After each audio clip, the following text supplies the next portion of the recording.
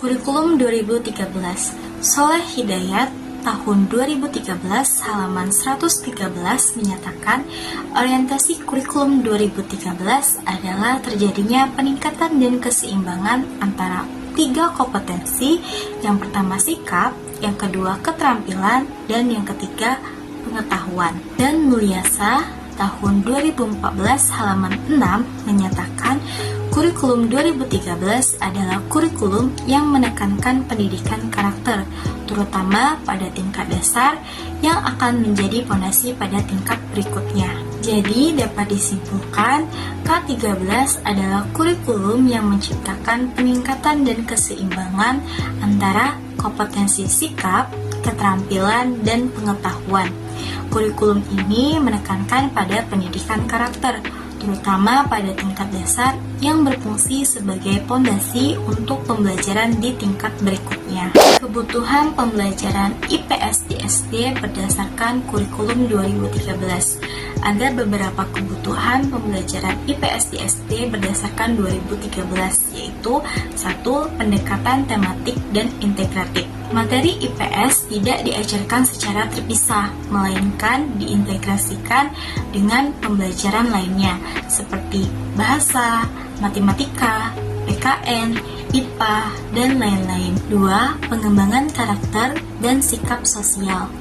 Pembelajaran IPS menekankan pengembangan karakter yang mencakup sikap tanggung jawab, disiplin, gotong royong, dan sikap peduli lingkungan.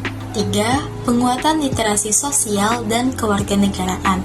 IPS di SD bertujuan untuk memberikan pemahaman dasar mengenai kehidupan bermasyarakat, berbangsa, dan bernegara. Siswa diperkenalkan pada konsep-konsep seperti warga negara, hak dan kewajiban, serta pentingnya menjaga persatuan dan kesatuan. 4. Pembelajaran kontekstual dan berbasis lingkungan. Pembelajaran IPS di SD lebih diarahkan pada konteks kehidupan nyata di lingkungan sekitar siswa. Misalnya, siswa belajar tentang keluarga, sekolah, dan lingkungan sekitar mereka. 5.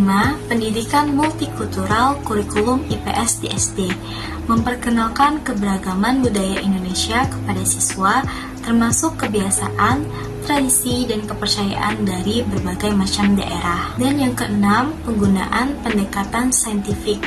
Kurikulum 2013 menggunakan pendekatan saintifik, di mana pembelajaran IPS melibatkan tahap mengamati, menanya, mengumpulkan informasi, menalar, dan mengomunikasikan.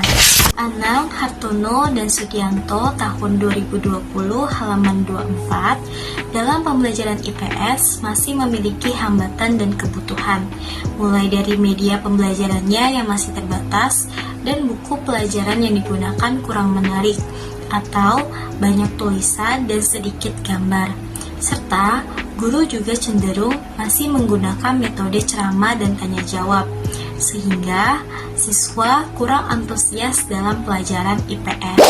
Kurikulum Merdeka. Kurikulum Merdeka adalah sebuah kebijakan pendidikan yang bertujuan memberikan kebebasan kepada sekolah dan guru dalam mengembangkan kurikulum yang sesuai dengan kebutuhan siswa dan konteks lokal. Agustina tahun 2018 menyatakan kurikulum Merdeka mendasarkan pendekatannya pada paradigma pendidikan yang lebih kontekstual, inklusif, dan berpusat pada peserta didik. Kurikulum ini adalah usaha pemerintah dalam mengejar ketertinggalan setelah masa pandemi COVID-19. Kebutuhan pembelajaran IPS di SD berdasarkan kurikulum Merdeka. Ada beberapa kebutuhan pembelajaran IPS di SD berdasarkan kurikulum Merdeka, yaitu 1. Fleksibel dalam pembelajaran. Sekolah dan guru memiliki kebebasan untuk mengembangkan materi dan metode sesuai dengan kebutuhan siswa dan situasi lokal. 2. Proyek penguatan profil pelajar Pancasila atau P5.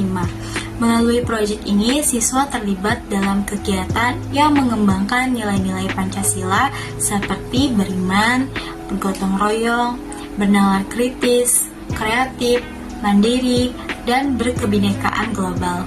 3. Pendekatan pembelajaran berdiferensiasi, yaitu menekankan bahwa pembelajaran disesuaikan dengan keunikan, kebutuhan, dan minat masing-masing siswa. Kesimpulan, kurikulum 2013 adalah kurikulum yang menciptakan peningkatan dan keseimbangan antara kompetensi sikap, keterampilan, dan pengetahuan.